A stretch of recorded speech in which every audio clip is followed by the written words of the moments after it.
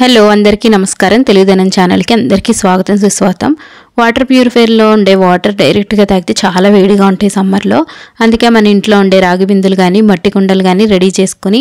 పెట్టుకోవాల్సిందే నేనైతే కుండి కింద పెట్టే ఒక ప్లాస్టిక్ ట్రేలో ఇసుక పోసి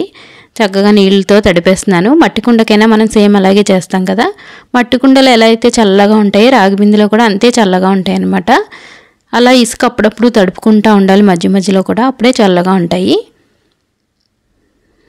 రాగి బిందె ఉంటే మీరు ఇదే వాడేసుకోవచ్చు మళ్ళీ స్పెషల్గా మట్టి కుండ ప్రతి సంవత్సరం కొనుక్కోవాల్సిన అవసరం ఉండదు మళ్ళీ దాన్ని దాయడం కూడా కొంచెం కష్టం కాబట్టి రాగి మంచిది కాబట్టి